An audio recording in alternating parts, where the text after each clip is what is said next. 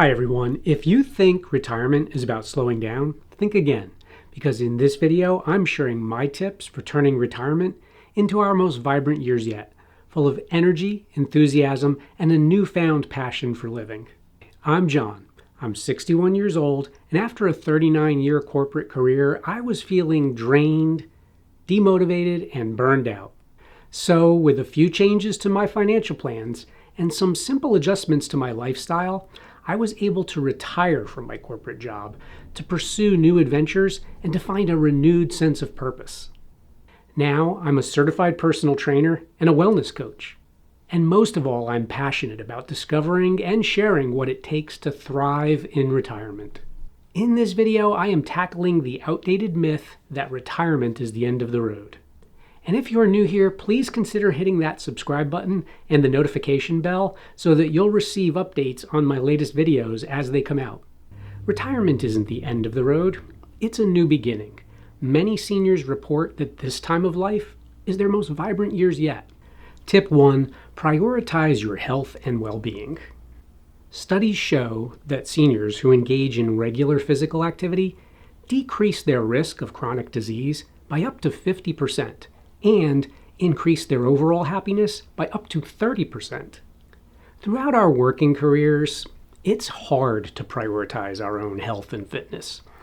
I know I took my health very seriously throughout my corporate life, but finding time for workouts meant that I had to go to a gym, cram some workout in, and it was never a priority. There was always something with work that required long schedules.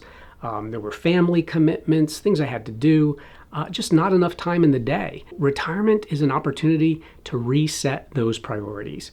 And it doesn't require spending all day at a gym or doing endless workouts or completely changing your diet.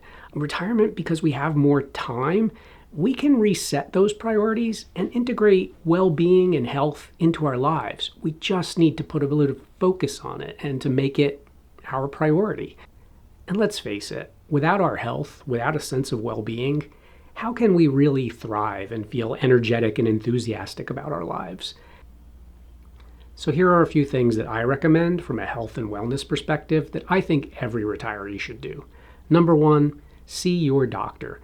If you haven't been engaged in regularly scheduled wellness visits, now is the time to start. Having a good relationship with your doctor is a first step towards any wellness program.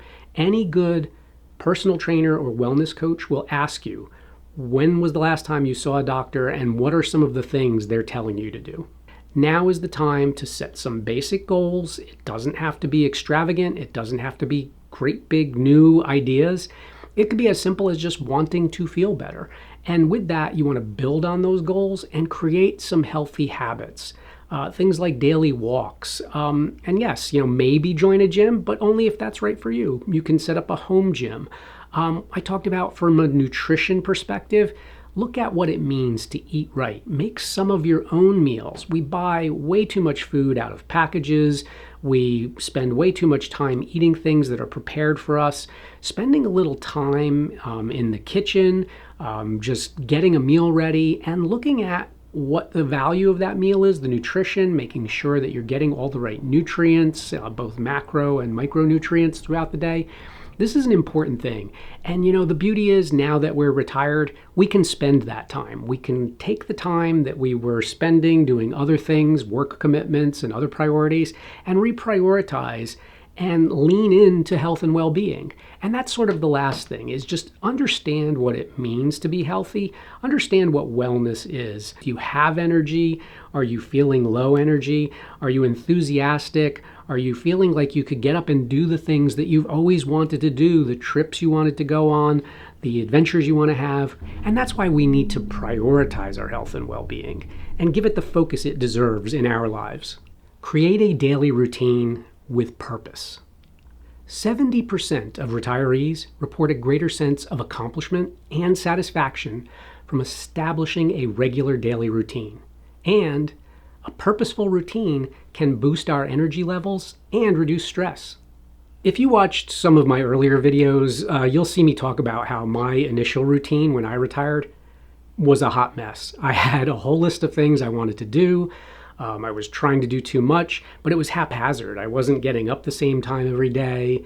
I didn't have a regular schedule to my day. I was just sort of drawn to whatever popped into my head or whatever I thought I needed to do at the moment. That all changed when I established a regular daily routine with a sense of purpose. It completely changed how I was going about my retirement. It's given me time to do most of the things I want to do. And it includes some basics, getting up at the same time every day, starting my day the right way. I just talked about health and nutrition with a good breakfast and a good beginning with by getting moving, stretching, a little bit of exercise. I take daily walks. Again, if you've seen some of my videos, I love to get out and get walking, and it's become a part of my routine. I have a schedule around that. And then I have to carve out time for some of the things I'm doing around the studies I had for being a fitness coach, for being a wellness coach and a personal trainer, and then some of the things I needed to do around this channel. So having a regular routine has opened a whole bunch of new doors for me. So here's how to get started. This is what I do. Just start by, without creating a routine, write down, maybe in a journal or just on a piece of paper, how are you spending your day? I just took a notepad and jotted down the things that I thought I was going to do during the day and what I actually accomplished. And that's where I realized that I was all over the place. So from that, start to build a basic schedule. Just ask yourself, like, okay, what's a good time for me to get up at the same time every day? And then what are the first few things? That first hour after we wake is just such an important part of the day, and it sort of sets the tone for what's going to happen throughout the rest of the day. Set some simple goals for the week and just sort of, map it out and carve out how you want to spend your days. And then you'll find a routine. There are things that I enjoy doing every day. I mentioned walks, exercise, preparing meals, and then some of the time I carve out for learning new things, going on trips. Those are all part of my goals. They're not rigorous. I have the flexibility. No one is telling me I have to do these things at a particular time. That's the beauty of retirement. And I'm curious, like, how you're approaching this. I can tell you that having a daily routine has definitely boosted my energy, my enthusiasm, and has just reduced all the stress. It's taken out all the worry about how I'm spending my time, and I just sort of, know where I'm going each week. And it's been a game changer. My next tip, build meaningful connections. Retirees with strong social connections are 45% less likely to experience depression and have a 50% lower risk of dementia. Let's face it, we are social creatures. Loneliness and isolation can really bring down our energy levels, increase stresses, and just really change our outlook on life. It's pretty amazing, like, how much a life full of connections and working and contributing with others changes not just our emotional well-being, but our physical well-being. So here's a few simple ideas for building meaningful connections as a retiree. 1, join a club. There are clubs everywhere. There are clubs for everything. You can look online. You can check a local bulletin board, maybe through your place of worship. There are so many activities that people come together to do. Everything from walking, bicycling, painting, creating new things. They're out there, and they are a great way to meet other people. Just get out and be part of it. And if you're a little shy or you're not comfortable sometimes meeting new people, becoming part of a group, you'll find these organizations are very welcoming, and it can just sort of uplift you and take you in a new direction that you didn't think was possible. Another thing I like to do is to schedule calls with friends or meetings for coffee or just a quick lunch with friends old and new. There are some folks that I've stayed connected with that I used to work with, and it's really interesting to, like, reach out, see what they're doing. Some are retired, some are close to retirement, some are actually quite young and nowhere near retiring. And I just find that keeping that connection has just, helped me to, be reminded of, like, where I came from and where I'm going, and to share my experiences and to hear from them how things are going. And the last, and it's something that we hear a lot, and it's just so easy to do, volunteer. Township committees, organizations, places that need help and need folks that are willing to do some work. And then there's always food pantries or other charitable organizations. And when you volunteer, you meet other people. You get a sense of contribution and connectedness. You feel good about the things you're doing and how you're contributing. It can reduce stress. You're getting an opportunity to interact with other people and to be part of something again. And it's just so rewarding. So volunteering is an amazing way to build connections. And if you haven't explored it, again, take a look. Your online town websites, bulletin boards, there are so many ways to volunteer, and I'm sure you'll find something that works for you. My next tip is to cultivate lifelong learning. Learn new things. Learning new things has been scientifically linked to a 20% reduction in cognitive decline. It boosts our mental capacity. It stimulates our thoughts and our thought process. It is an amazing way to keep our minds active. I can't stress enough, when we stop learning, we stop growing. Again, we are designed as human beings to explore and learn and to keep moving forward. When we stop that, we have just cut off a whole part of our lives that is just so important to who we are and to how we feel about this phase of our retirement. So here's a few easy ways to get started. Number one, look for local classes. There are classes, again, on everything from photography, painting, drawing, wine tasting, you name it, there are classes out there. Again, local community groups. Sometimes there are local groups that at senior centers or other organizations that have classes, people teaching things. Even local businesses. I've known a business in town that did classes on cooking or classes on bread baking. Whatever it is, they're out there. So if there's something you're interested in learning, or maybe you haven't even decided what it is you want to learn, look at what's available and pick one. Why not?